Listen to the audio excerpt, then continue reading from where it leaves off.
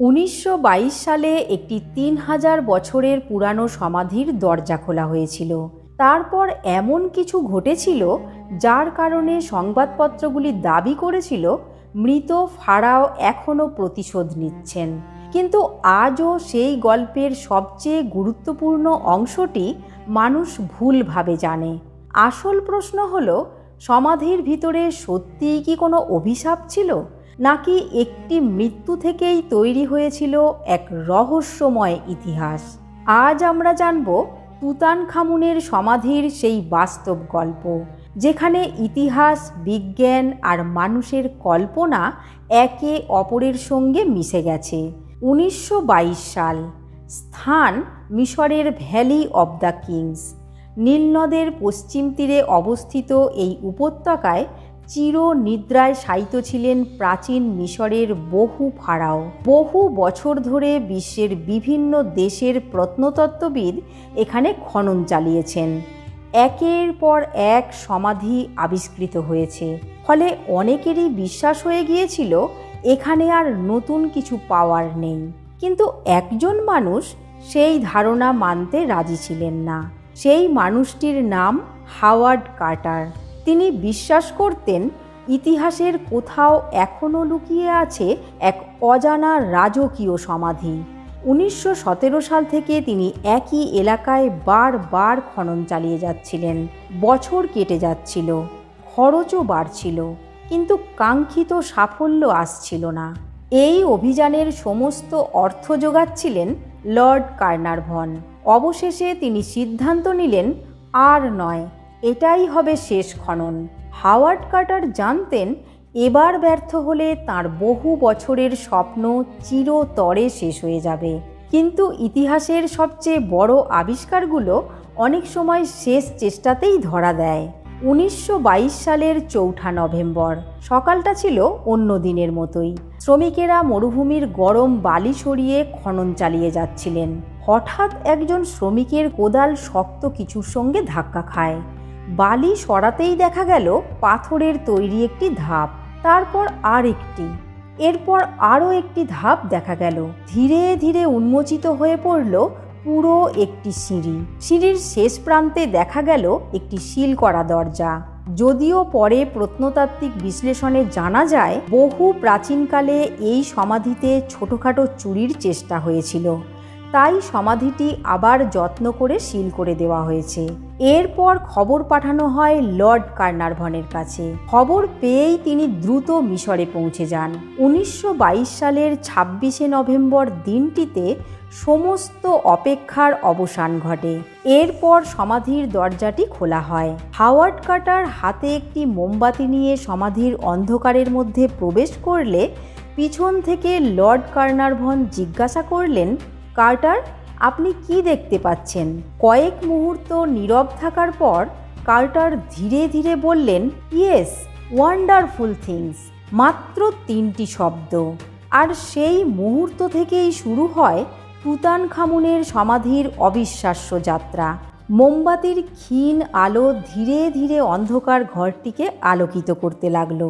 আর তারপর চোখের সামনে ফুটে উঠল এমন এক দৃশ্য যা এর আগে কোনো আধুনিক মানুষ কখনো দেখেনি।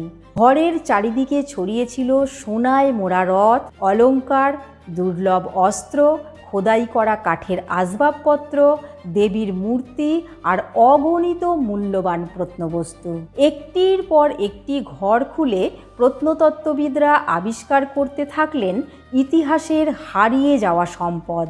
শেষ পর্যন্ত নথিভুক্ত হয় প্রায় 5398টি প্রত্নবস্তু। সবচেয়ে বিস্ময়কর আবিষ্কার ছিল এক কিশোর ফারাওয়ের সমাধি। তার নাম তুতানখামুন। ধারণা করা হয় মৃত্যুর সময় তার বয়স ছিল মাত্র 18 থেকে 19 বছর। সব বাধা পেরিয়ে গবেষকরা পৌঁছলেন তার পাথরের সার্কোফাগাসের কাছে।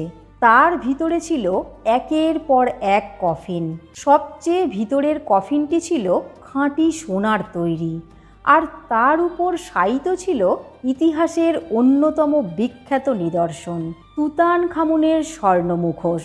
প্রায় 10 কিলোগ্রামেরও বেশি সোনা দিয়ে তৈরি এই মুখোশ আজও প্রাচীন মিশরের প্রতীক হিসাবে বিশ্বজুড়ে পরিচিত। এই আবিষ্কারের খবর মুহূর্তের মধ্যেই ছড়িয়ে পড়ে পৃথিবীর এক প্রান্ত থেকে আর এক প্রান্তে। সংবাদপত্রের প্রথম পাতায় উঠে আসে তুতানখামুনের নাম। বিশ্বজুড়ে শুরু হয় ইজিপ্টোম্যানিয়া। প্রাচীন মিশরকে ঘিরে নতুন করে এক প্রবল আগ্রহ। কিন্তু যে রহস্য ইতিহাসকে কিংবদন্তিতে পরিণত করবে সেটি তখনও শুরু হয়নি। এরপর 1923 সাল। সমাধি আবিষ্কারের কয়েক মাস পর হঠাৎ অসুস্থ হয়ে মারা গেলেন লর্ড কার্নারভন। এই একটি ঘটনাই যেন আগুনে ঘি ঢেলে দিল। পরদিন থেকেই বিশ্বের বহু সংবাদপত্র এক নতুন গল্প লেখা শুরু করলো। তাদের দাবি তুতানখামুনের সমাধিতে নাকি লেখা ছিল এক ভয়ঙ্কর অভিশাপ। অভিশাপটা কি? এই সমাধির শান্তি যে নষ্ট করবে তার মৃত্যু অনিবার্য। খুব অল্প সময়ের মধ্যেই এই গল্প ছড়িয়ে পড়ল সারা পৃথিবীতে। মানুষ বিশ্বাস করতে শুরু করলো প্রাচীন মিশরের ফারাও মৃত্যুর পরও নিজের সমাধি পাহারা দিচ্ছেন। কিন্তু প্রত্নতাত্ত্বিক প্রমাণ সম্পূর্ণ ভিন্ন কথা বলে। আজ পর্যন্ত তুতানখামুনের সমাধিতে এমন কোনো নিশ্চিত অভিশাপের লেখা পাওয়া যায়নি। অনেক ইতিহাসবিদদের মতে সে সময়ের কিছু সংবাদপত্র পাঠকের আগ্রহ বাড়াতে ঘটনাটিকে নাটকীয় করে তুলেছিল। ফলে ভয় বিক্রি হয় আর রহস্য মানুষকে টানে। আর সেই সুযোগেই জন্ম নেয় ইতিহাসের সবচেয়ে বিখ্যাত রহস্যগুলির মধ্যে একটি রহস্য, ফারাওয়ের অভিশাপ। তাহলে যদি সত্যিই কোনো অভিশাপ না থাকে তবে লর্ড কার্নারভনের মৃত্যু হলো কেন? আর কেনই বা এত মানুষ বিশ্বাস করেছিল যে এটি একটি অলৌকিক শক্তির কাজ? এতগুলি প্রশ্নের উত্তর লুকিয়ে আছে চিকিৎসা বিজ্ঞান, জীবাণুবিজ্ঞান এবং বাস্তব তথ্যের ভিতরে। সেখানে চিকিৎসার রিপোর্ট বলছে মিশরে অবস্থানকালে একটি মশার কামড় লর্ড কার্নারভনের গালে ক্ষত তৈরি করেছিল।